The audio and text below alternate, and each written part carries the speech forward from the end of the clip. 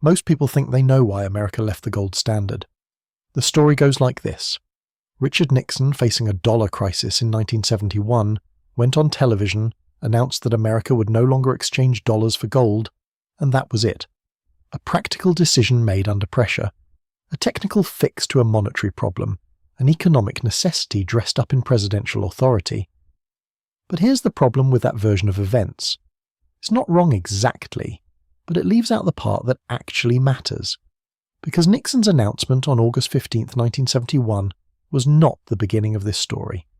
It was the end of a 30-year process that had been managed, manipulated, and in some cases deliberately accelerated by a small number of institutions and individuals who understood exactly what they were doing and why. The real reason America left the gold standard was not a crisis, it was a decision. And the people who made it were not reacting to events. They had been working toward this outcome since at least 1944, when the most important financial agreement in modern history was signed in a hotel in rural New Hampshire, and the architecture of American monetary power was constructed around a single calculated bet about what the world would accept in place of gold. To understand what happened on August 15, 1971, you have to understand what was agreed at Bretton Woods in 1944, who benefited from it, who was threatened by it, and why the system was designed from the beginning to be temporary, even though nobody said so publicly. Let's start at the beginning. In July of 1944, as the Second World War was moving toward its conclusion, representatives of 44 Allied nations gathered at the Mount Washington Hotel in Bretton Woods, New Hampshire. The meeting had one purpose: to design the financial architecture of the post-war world. Europe was in ruins, the British Empire was bankrupt from the cost of the war, the Soviet Union had lost 20 million people and was rebuilding from rubble, Japan was about to be destroyed, and the United States had emerged from the war with the largest gold reserves on Earth, a functioning industrial base, and the only major currency that had not been inflated into near worthlessness by wartime spending. The Americans held roughly 70% of the world's monetary gold in 1944. That number is worth sitting with, 70%. In a world where gold was the only universally accepted store of value, the country that held 70% of it was in a position of leverage that had no historical parallel. The agreement that came out of Bretton Woods reflected that leverage completely. Every currency in the world would be pegged to the US dollar at a fixed exchange rate. The dollar itself would be pegged to gold at the fixed rate of $35 per ounce, the rate that Franklin Roosevelt had established in 1934. Foreign governments and central banks could exchange their dollars for gold at that rate on demand. Everyone else, ordinary citizens and private businesses, could not. The International Monetary Fund and the World Bank were created to manage the system. The dollar became the world's reserve currency, meaning that international trade would be settled in dollars rather than gold. And the United States, by controlling the supply of dollars, effectively controlled the liquidity of the entire global economy. This was an extraordinary arrangement, and the man who designed it understood exactly how extraordinary it was. Harry Dexter White was the chief American negotiator at Bretton Woods. He was a senior Treasury official, a Harvard-trained economist, and one of the most effective bureaucratic operators in Washington during the Roosevelt era. He was also, as declassified Soviet intelligence files revealed decades later, passing information to Soviet intelligence throughout his government service. That last fact did not become publicly confirmed until the 1990s, when the Venona decrypts were released, and when Soviet KGB archives became partially accessible to researchers. Whether White's design of the Bretton Woods system was influenced by his Soviet contacts is a question historians continue to debate. What is not debated is that the system he designed gave the United States a monetary privilege that no country had ever held before. The economist Barry Eichengreen, in his 1996 analysis of the international monetary system, described this privilege precisely. The United States could run balance of payments deficits indefinitely, because foreign countries had no choice but to accept dollars in settlement. They could not demand gold instead without triggering a dollar crisis that would damage their own economies more than America's. The dollar's reserve currency status was, in Eichengreen's phrase, an exorbitant privilege. The French had a different phrase for it. Charles de Gaulle's finance minister, Valéry Giscard d'Estaing, called it precisely that in 1965, and the phrase stuck because it captured what the Europeans had been complaining about for 20 years. America could print dollars, spend them on military bases in Europe and Asia, fund foreign wars, run domestic programs, and send those dollars abroad. The countries that received them had no good option.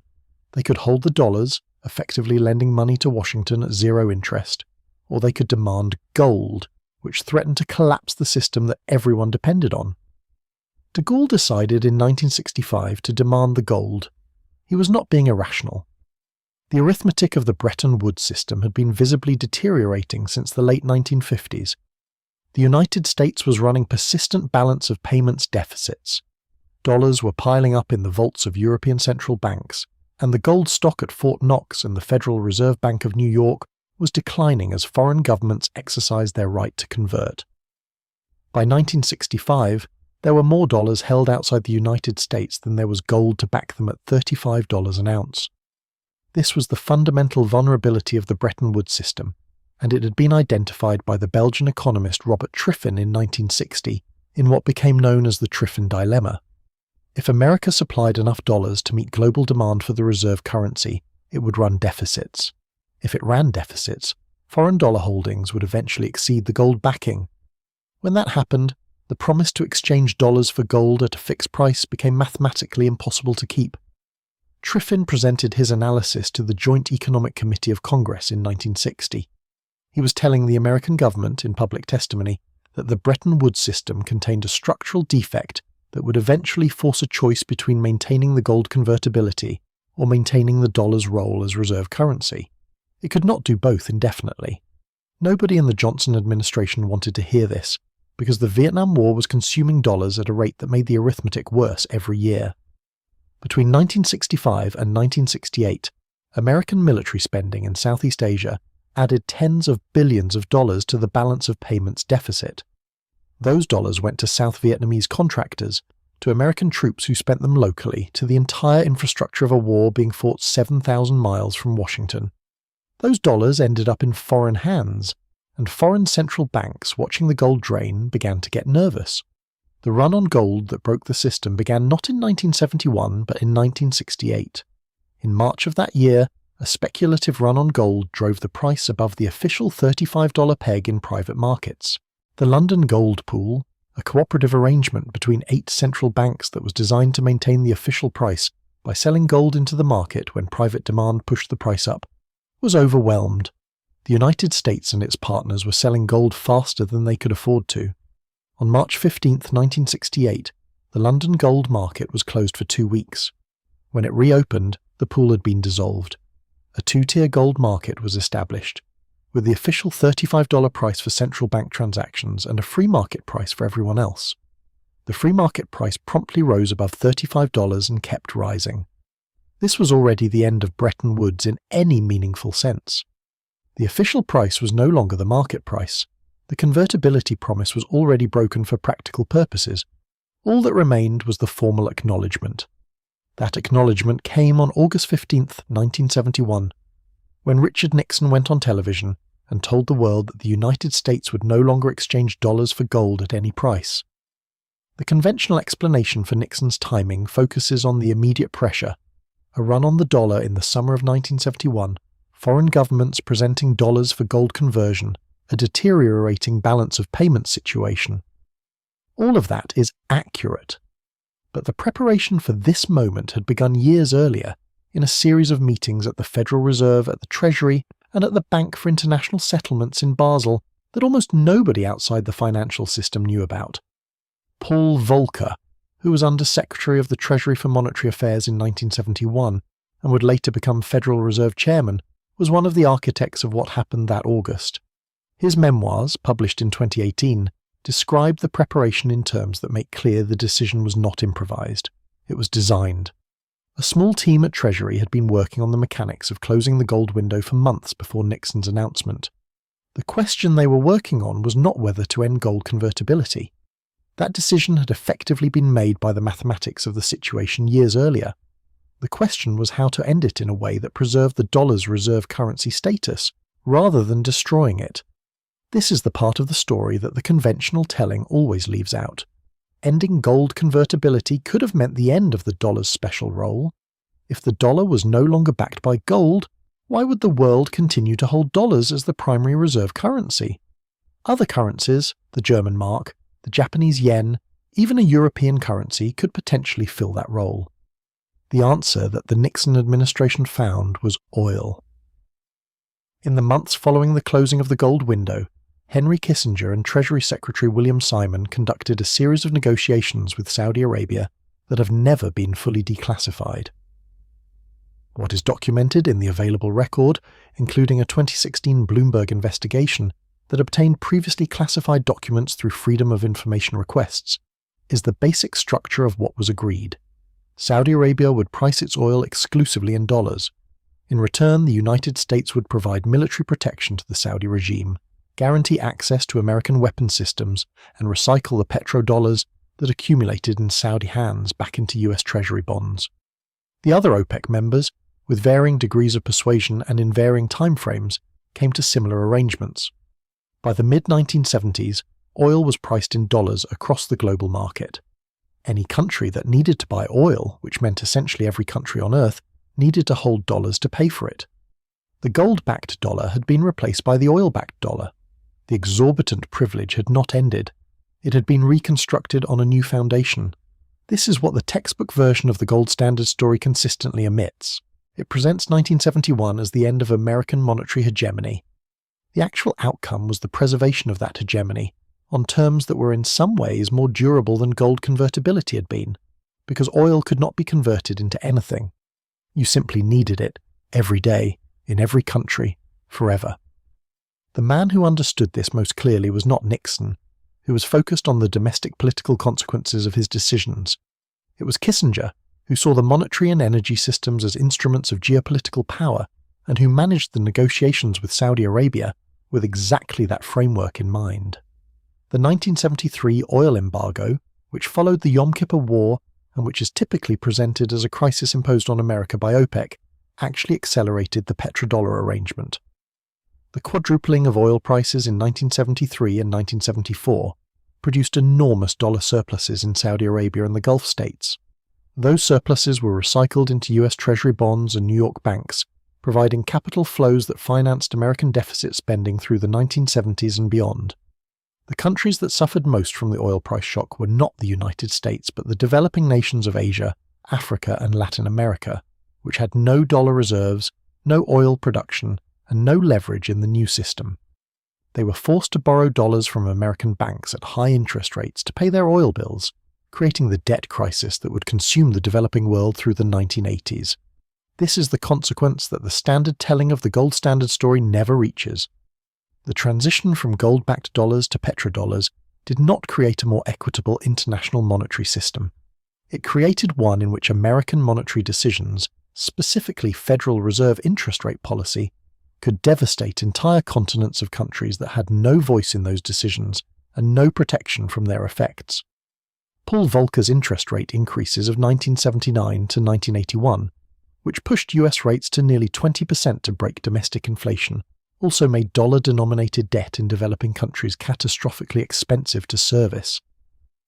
Mexico's debt crisis of 1982 began a decade of defaults, austerity programs, and economic contraction across Latin America that the International Monetary Fund managed with conditions that opened those economies to American investment on terms that their governments had little power to refuse. The gold standard is presented in most history as a constraint on government spending, a discipline that prevented the monetary excess that leads to inflation. The argument for returning to gold is made periodically in American politics by people who believe that a fixed monetary anchor would force fiscal responsibility on governments that cannot otherwise control their spending. What the actual history of the transition shows is something more complicated. The gold standard was abandoned not because governments needed to spend more, though that was a factor. It was abandoned because the specific form of the gold standard that existed after 1944, the dollar-gold peg at Bretton Woods, gave the United States an advantage that the rest of the world increasingly refused to accept, and that advantage was mathematically unsustainable once the deficits of the Vietnam era accumulated. What replaced it was not a more honest system. It was a system in which the constraint of gold was replaced by the constraint of oil demand, and in which the dollar's reserve status was maintained not by a promise of convertibility, but by the structural necessity of dollar holdings for any country that participated in the global oil market. The promise that was made in 1944 at Bretton Woods, that the dollar would be as good as gold, was quietly abandoned in 1971. The replacement promise, that dollars would always be necessary to buy the energy that every economy required, was never publicly made at all. It was simply arranged in meetings between Treasury officials and Saudi princes that were classified for decades and that are still not fully in the public record. Nixon's 15-minute television address on August 15, 1971, is the event that textbooks mark as the end of the gold standard. It was also, depending on how you read the subsequent decade of diplomacy, the beginning of something else entirely. A monetary system backed not by a metal, but by a commodity, enforced not by convertibility but by geopolitical necessity, and maintained not by the transparency of a fixed price, but by the opacity of arrangements that the governments involved preferred not to explain publicly. The dollar is still the world's reserve currency. It is still the currency in which oil is primarily priced. The exorbitant privilege that Giscard d'Estaing named in 1965 is still operative, 50 years after Nixon closed the gold window. What changed in 1971 was not the privilege. What changed was the mechanism by which it was sustained. And that mechanism, the petrodollar system that replaced the gold dollar system, is what every country that has challenged it, Iraq in 2000, Libya in 2009, Iran across multiple decades, has discovered to be something that the United States is not willing to allow to be dismantled without a significant response. Whether you read that as prudent defense of national interest or as evidence of a system designed to prevent any alternative from emerging, the documented record supports both readings. The facts are in the Treasury files, in the Volcker memoirs, in the Kissinger diplomatic cables, and in the Bloomberg investigation of the petrodollar agreements. The story that textbooks tell about August 15, 1971 is not wrong, but it stops at exactly the point where the most important part of the story begins. Nixon closed the gold window. What opened in its place was something no textbook has a clean name for, because the people who designed it preferred it that way. If this changed how you think about the dollar, about oil, and about the architecture of global power, subscribe to the channel. We go where the documents lead, not where the textbooks stop. There is one more dimension to this story that the standard account never reaches, and it concerns what happens to countries that try to opt out. Saddam Hussein announced in November 2000 that Iraq would begin pricing its oil in euros rather than dollars.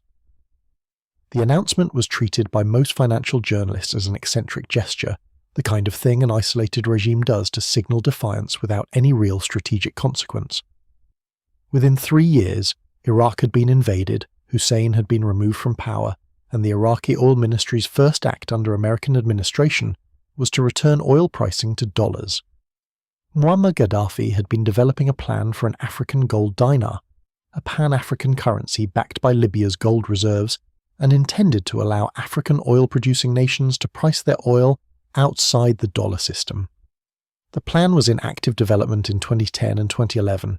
In 2011, NATO intervened in the Libyan civil war. Gaddafi was killed. The gold dinar plan ended with him. A Hillary Clinton email released by the State Department in 2016, written in March 2011 and cited in a Reuters fact-check of that year, referenced the threat of Gaddafi's gold reserves and his pan-African currency plans as context for the Libyan situation. The email did not present this as the primary reason for intervention. It presented it as one element of a complex situation. Whether it was the primary reason, a contributing factor, or simply a coincidence of timing is a question the available documents do not definitively answer. What the documents do show is that American officials were aware of the currency plan, that they discussed it in the context of the Libyan situation, and that the plan ended when Gaddafi did. Iran has been conducting a portion of its oil trade in non-dollar currencies for years, partly by necessity because American sanctions have restricted its access to dollar clearing systems, and partly as a deliberate policy.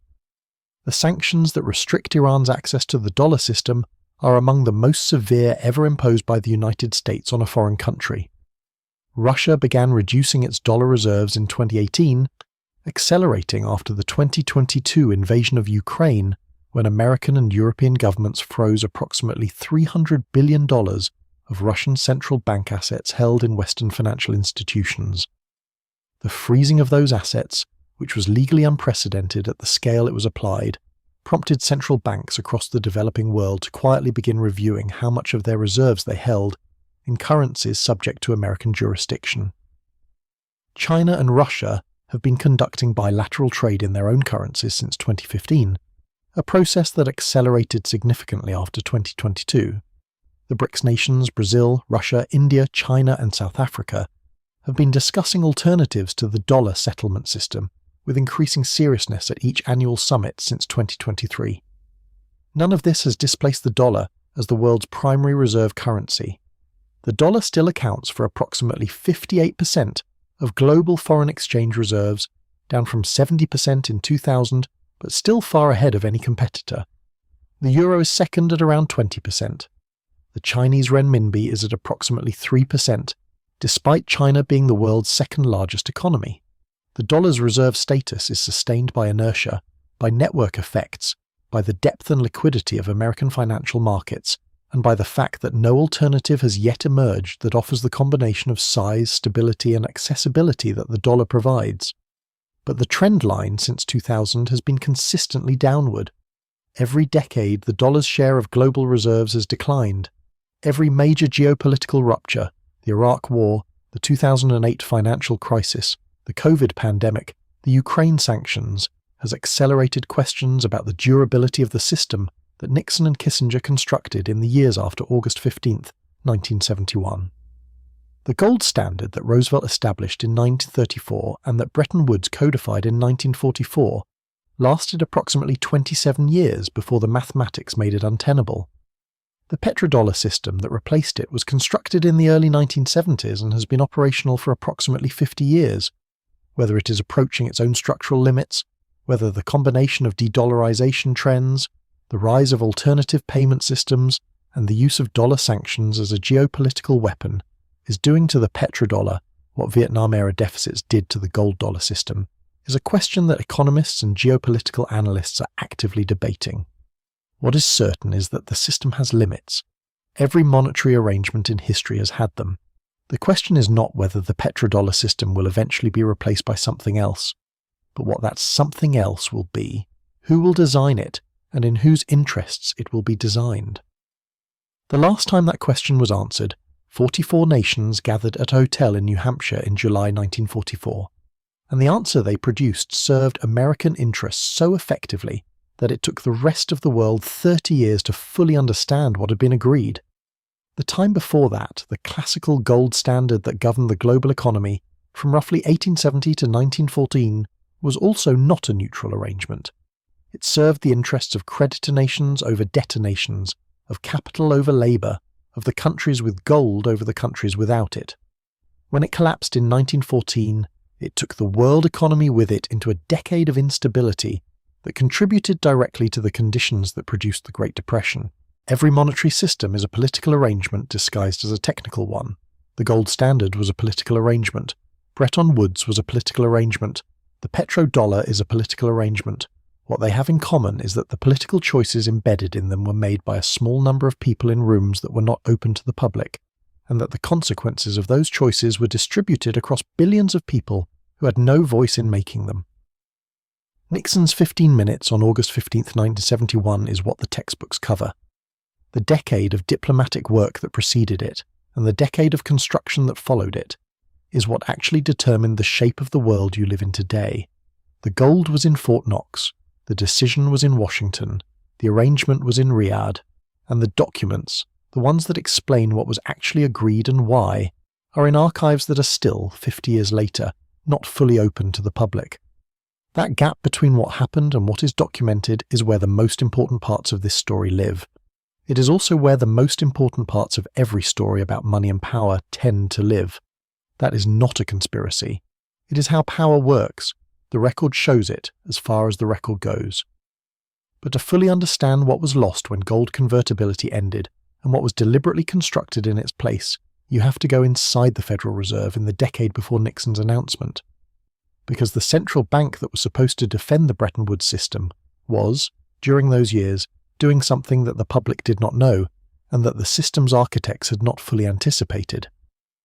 The Federal Reserve Act of 1913 created an institution that was formally independent of the executive branch, but that operated in practice in close coordination with the Treasury on matters of international monetary policy. During the 1960s, that coordination produced a specific and consequential problem. The Johnson administration needed to finance both the Great Society domestic programs and the Vietnam War simultaneously. This required deficit spending at a scale that was putting dollars into the global system faster than the trade flows could absorb them. The Federal Reserve, under Chairman William McChesney Martin, faced a choice between raising interest rates to defend the dollar and slow the deficit spending, or accommodating the administration's spending needs at the cost of dollar outflows. Martin chose to accommodate. His reasons were partly political. A Federal Reserve chairman who tightened aggressively against a wartime president's wishes was a Federal Reserve chairman whose independence was at risk. They were partly economic. A rate increase sufficient to close the balance of payments deficit would have required levels that could have pushed the domestic economy into recession. The documents from Federal Open Market Committee meetings in the mid-1960s, which are available through the Federal Reserve's own historical records, show a committee that was acutely aware of the external dollar problem and that consistently chose domestic priorities over external balance. Martin himself testified before Congress on multiple occasions about the balance of payments situation, describing it in terms of concern while presiding over a policy that was making it worse. The Europeans watched this and drew conclusions. The Bank for International Settlements in Basel, which served as the coordinating institution for the major central banks, held regular meetings of the group of 10 central bank governors throughout the 1960s. The minutes of those meetings, which have been partially released over the decades, show a consistent pattern. American representatives defending the dollar's position, European central bankers raising concerns about the inflationary effect of dollar outflows on their own economies, and a growing European consensus that the American monetary policy was, in effect, exporting inflation to the countries that held dollar reserves. This was the core of the French complaint. When de Gaulle presented dollars for gold in 1965, he was not simply making a nationalist gesture. He was acting on an analysis that his advisers, particularly the economist Jacques Rueff, had been developing for years. Rueff had argued since the late 1950s that the dollar's reserve currency status allowed the United States to finance its deficits by printing money that other countries were forced to hold, effectively taxing the rest of the world for the privilege of American monetary expansion. Rueff's analysis was published in French newspapers and economic journals. It was translated into English and read in Washington. The Treasury's response was to argue that Rueff was wrong about the mechanism, that the dollar's reserve status benefited Europe by providing liquidity for international trade, that the alternative, a return to a pure gold standard, would be deflationary and damaging to global growth. Both arguments contained truth. The disagreement was not about facts but about distribution. Who bore the cost of the system's operation and who collected the benefit was a political question that monetary economists were describing in technical language. The answer, documented consistently across the balance of payments data of the period, was that the United States collected the benefit and the dollar-holding world bore the cost. The exorbitant privilege was real, it was measurable, and it was structural. By 1968, the structural contradiction that Triffin had identified in 1960 had become acute. The two-tier gold market established in March of that year was an admission that the official price could no longer be maintained. The question was no longer whether the system would end, but how. The answer to that question was worked out in a series of meetings between 1969 and 1971 that involved a remarkably small number of people. Nixon's Treasury Secretary John Connally, a Texas politician with no background in international economics, was the public face of the American position. Paul Volcker, as Under-Secretary for Monetary Affairs, was the technical architect. Arthur Burns, who replaced Martin as Federal Reserve Chairman in 1970, was the Monetary Policy Authority. Connally's approach to the international monetary negotiations of 1971 has been described by participants and historians with variations of the same adjective, brutal. At a G10 meeting in Rome in November 1971, after Nixon had already closed the gold window, Connally told his counterparts that the dollar was America's currency and everyone else's problem. The quote has been disputed in its exact phrasing but not in its substance. The American position was that the rest of the world would have to adjust to American monetary decisions, not the reverse. This was not a new position. It was simply being stated more bluntly than it had been before. The Smithsonian Agreement of December 1971, which briefly established a new set of fixed exchange rates after Nixon's closure of the gold window, was described by Nixon as the greatest monetary agreement in the history of the world. It lasted 14 months. By March 1973, the major currencies had moved to floating exchange rates, and the Bretton Woods system was formally over. What followed in the 1970s was a decade of monetary instability that the economists who had defended the Bretton Woods system had predicted, and that the system's dismantlers had either not anticipated or had decided to accept as the cost of the transition. Inflation in the United States rose from under 4% in 1971 to over 12% by 1974 and to nearly 15% by 1980. The dollar lost roughly half its purchasing power between 1971 and 1981. The countries that held dollar reserves watched those reserves depreciate in real terms by the same proportion. This was the inflation tax that Rouf and the French critics had warned about, applied not to gold convertible dollars, but to floating dollars whose value was determined by Federal Reserve policy and market sentiment rather than by any fixed anchor. The Volcker shock of 1979 to 1982 was the violent correction. Paul Volcker, now Federal Reserve Chairman under Carter and then Reagan, raised the federal funds rate to nearly 20%, producing the sharpest deliberately induced recession in modern American history and breaking the inflationary spiral that the 1970s had built. The human cost inside the United States was significant. Unemployment reached nearly 11% in late 1982. The housing market collapsed as mortgage rates exceeded 15%. Small businesses that had borrowed at variable rates were destroyed. Farming communities that had expanded on credit in the 1970s faced bankruptcy, when land values collapsed and loan rates doubled. The human cost outside the United States was larger, less visible, and less discussed in American accounts of the period. Mexico had been borrowing heavily in dollar-denominated loans throughout the 1970s, using the cheap dollar credit available from American banks that were recycling petrodollar deposits. When Volcker raised rates, the interest on that debt became crushing. In August 1982, Mexico announced it could not service its dollar-denominated debt. Within months, similar announcements came from Brazil, Argentina, and dozens of other developing countries. The International Monetary Fund managed the resulting crisis through a series of structural adjustment programs that conditioned emergency lending on economic reforms, cutting government spending, privatizing state enterprises, opening markets to foreign investment, and maintaining currency pegs that kept imports cheap and export prices competitive.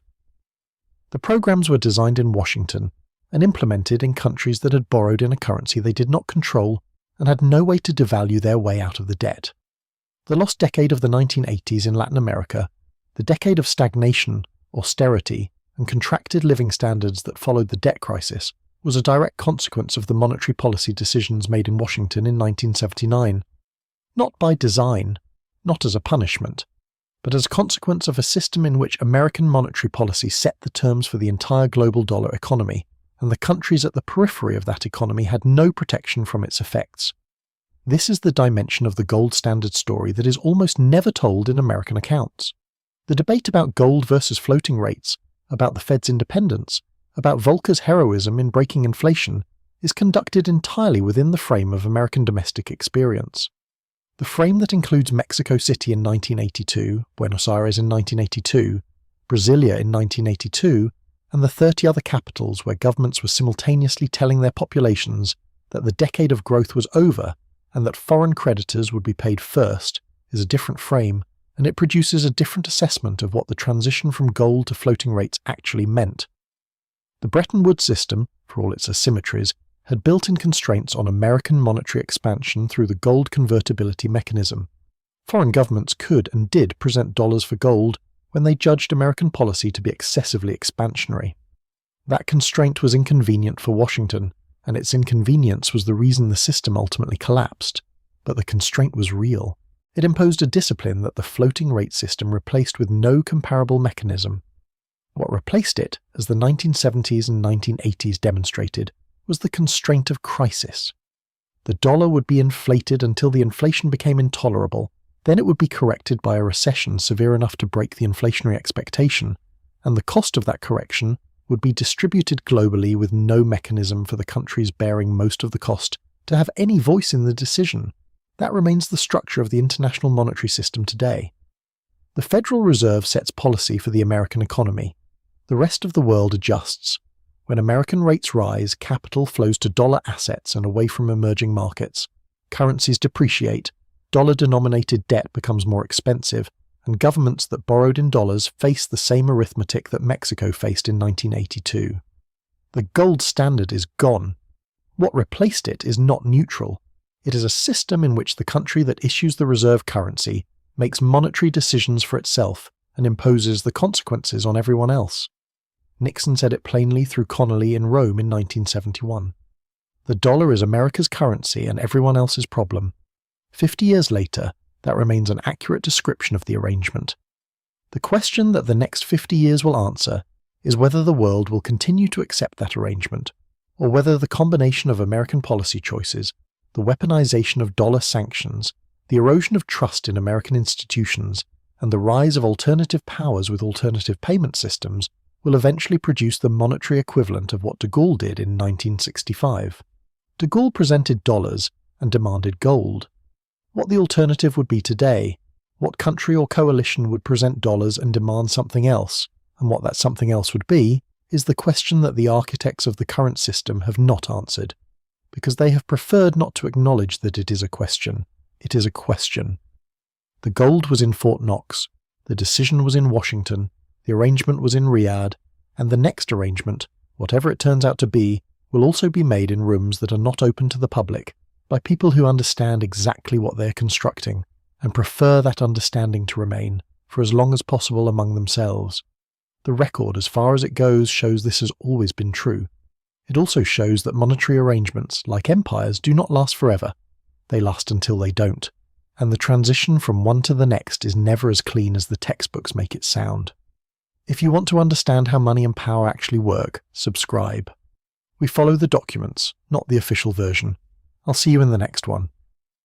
There is one final piece of this story that almost no account of the gold standard's end bothers to address, and it concerns what the United States did with the gold itself after convertibility ended. Fort Knox and the Federal Reserve Bank of New York together held approximately 8,100 metric tons of gold in 1971. That figure has not changed significantly in the decades since. The United States did not sell its gold when it closed the gold window. It kept it. This is worth noting precisely because of what it reveals about the nature of the decision. If the gold standard had been abandoned because gold was no longer useful as a monetary anchor, because the world had moved beyond the need for a physical commodity to back its currencies, then the logical response would have been to sell the gold and use the proceeds for some purpose. Gold at the market price in 1971 and beyond was valuable. 8,000 tons of it was extraordinarily valuable. The United States kept it. The official explanation is that gold remains a reserve asset, a store of value in the international financial system even outside a formal gold standard. This is true as far as it goes. Central banks around the world continue to hold gold as a reserve asset, precisely because of its property of being outside any particular country's jurisdiction and control. But the decision to keep the gold, while simultaneously removing the constraint that gold convertibility imposed, suggests something about the transition that is rarely stated directly. The United States did not abandon gold as a monetary instrument. It abandoned the obligation to exchange gold for dollars on demand. It kept the gold and removed the accountability that the gold convertibility mechanism had provided. The countries that had been presenting dollars for gold in the late 1960s were, in effect, auditing American monetary policy. Every dollar presented for conversion was a signal that dollar holders judged the supply of dollars to be excessive relative to the gold backing. Closing the gold window did not end the problem those audit signals were pointing to. It ended the audit mechanism. What replaced the audit was the bond market. Foreign holders of dollars who judged American monetary policy to be excessively expansionary could sell their treasury bonds, which would push yields up and the dollar down, providing a market signal comparable in function, if not in precision, to the gold conversion mechanism. But bond market signals are slower, noisier, and more easily managed than gold conversion demands. A central bank presenting $1 billion for gold conversion was an unambiguous signal. A central bank gradually reducing its treasury holdings over months and years was a signal that could be attributed to any number of factors and that the affected government could respond to or ignore at its discretion. The shift from gold convertibility to market signals was a shift from a hard constraint to a soft one. The soft constraint was more comfortable for the country issuing the reserve currency. It was also less reliable as a check on the monetary excess that the hard constraint was designed to prevent. The inflation of the 1970s was the demonstration of what a soft constraint produces when the issuing country's political incentives run toward expansion. The Volcker correction of the early 1980s was the demonstration of what restoring discipline requires when the soft constraint has been allowed to fail. The lesson that successive administrations drew from this sequence was not that the soft constraint needed to be hardened. It was that the Federal Reserve needed to be credibly independent enough to apply the correction before the inflationary spiral required a Volcker-scale intervention. The institutional independence of the Federal Reserve, which had been real in principle but compromised in practice during the Burns years of the 1970s, was reconstructed as a near-sacred principle of American economic governance during the Volcker and Greenspan eras. That reconstruction worked, in the sense that inflation remained low and relatively stable from the mid-1980s through the 2010s.